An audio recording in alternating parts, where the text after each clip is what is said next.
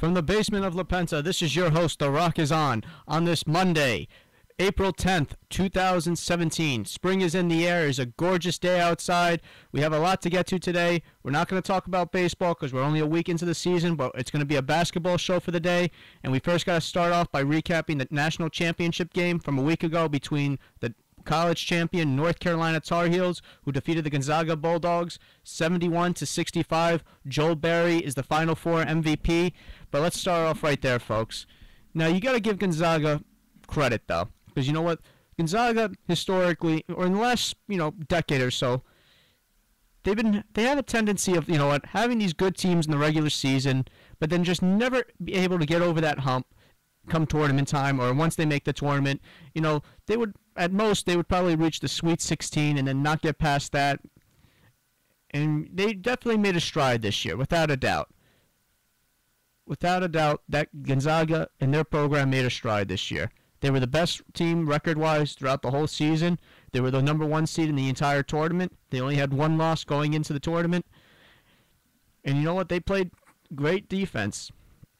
And they played great defense throughout. And there were some times where, not a lot of people believed in Gonzaga, but they proved a lot of doubters wrong. So, and they were led by, what's his name? Nigel William Goss, who's the leader of that team. But also, and that's Gonzaga. Now we got to flip over to North Carolina and upperclassmen group, led by the veteran coach Roy Williams. And you know what? And I told people this going into the tournament, because you know what? Some people, wouldn't. If I were to tell you before the tournament, hey, North Carolina's going to win, okay, that's fine, because you know what? They're always going to be up there. They're always going to be in title contention. They're just like Duke, just like Kentucky, always going to be there no matter what. But there was something special about this North Carolina team. And you know what? Dating back to last year when they were in the championship and they lost on a heartbreaking buzzer beater by Chris Jenkins in Villanova, and after Marcus Page, who tied the game with a three of his own, and it was just, how can I say it? It was definitely heartbreaking, without a doubt. And you know what? In North Carolina, these guys, like Jordan Meeks, like Joel Berry, like Justin Jackson, these guys were on a mission. They were not going to let the agony of defeat of last year's championship game against Villanova get to them. They wanted to overcome it. And this was honestly, this was the redemption tour. It really was. And you saw throughout this game, despite some ticky-tack calls by the officials and some terrible officiating, which we'll get to later in this segment, this game was a grind. It was a close game throughout. And North Carolina was trailing at one point late in the game with just under 2 minutes to go. But you know what? If you watched this tournament and you watched UNC play, they were battle tested. There were some moments where you felt like they were going to lose and they're going to let the game slip away. But they came back and they won. The game, I believe it was against Arkansas in the second round. UNC almost lost that game. Arkansas had UNC on the ropes, but, North Carolina prevailed. And then, of course, the classic game against Kentucky in the Elite Eight, where Malik Henry hit the game-winning three, and then Luke May, almost forgot his name, but Luke May hit the game-winning or go-ahead shot with 0.3 of a second, sending North Carolina to the Final Four for a second straight year. And you know what? And I told people, I said, North Carolina's got that chip on their shoulder, and a lot of people would agree with me. Going into this tournament, they wanted to get the job done, and when it's all said and done, they want the confetti falling on them as the winners, and not the losers. But you know what? Last Monday night, it was such a great game. Because, Gonzaga was playing good defense. They were up at half by 3. Then North Carolina, to start off the second half, were playing tenacious defense, holding Gonzaga below 20% shooting, and Gonzaga just couldn't get a rhythm going. It seemed like there were stretches where Gonzaga, was cold. And, that wasn't the case, late in the first half where they were making their shots, they were driving to the basket, the threes were going down for them because as a team, Gonzaga was they shot 19 threes, but they were 8 for 19, which is 42%, which, you'll take it on any given day. But, like I said, North Carolina played tenacious defense coming out of the second half. They were attacking the basket, though. But this is one, and you know what? And they were very fundamentally sound. Very fundamentally sound. That's what I like about North Carolina. But this is what I didn't like. This is what I didn't like about North Carolina.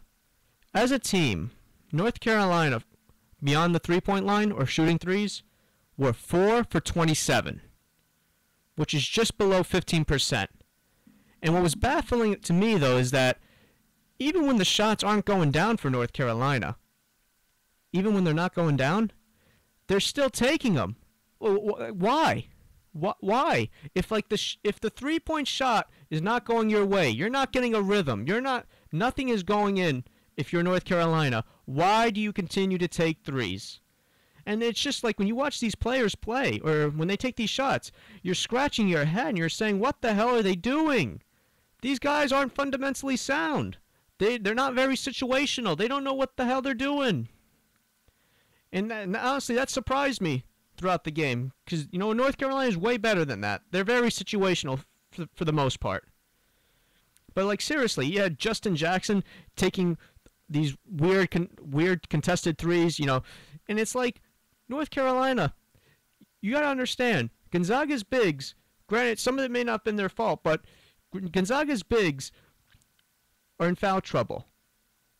They're in foul trouble. Attack the basket. Attack the basket. And it seems, for UNC, it seemed like the only person whose three-point shots were going in was the Final Four MVP in Joel Berry. His three-point shots were the only ones that were going in. Everybody else, it seemed like everybody else was just missing.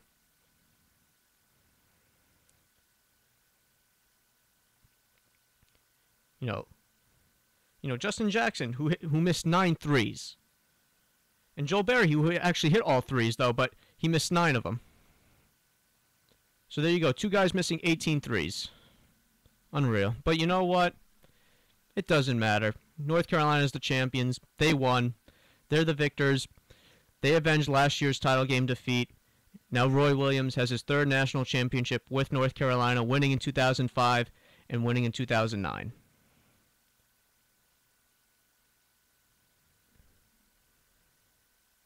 But, like I said earlier in the segment, there were some tic-tac calls, though. There's some questionable calls with the officiating in the championship game.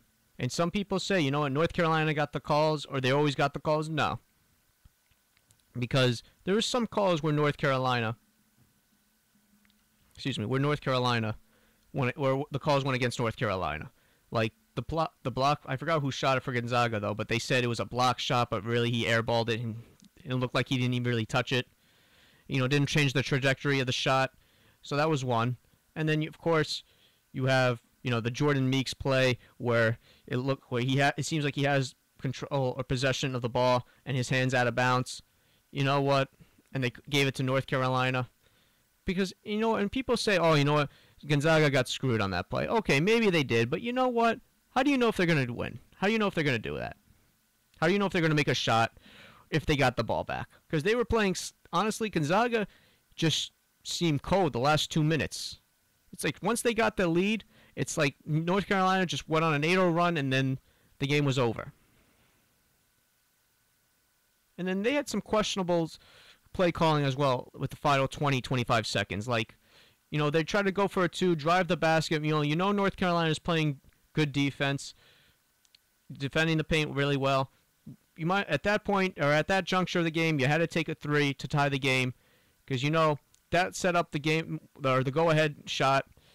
I wouldn't say the go-ahead, but the clinching shot, game-clinching shot, or game-clinching basket for North Carolina when Justin Jackson had the slam dunk at the end. And then they got a steal, made 1 or 2 free throws, and won by 6.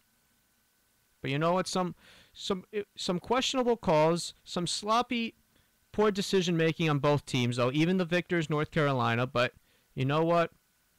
All said and done, North Carolina had a mission, had an agenda, wanted to avenge last year's title game to defeat to Villanova, losing at the buzzer in heartbreaking fashion, and they did that.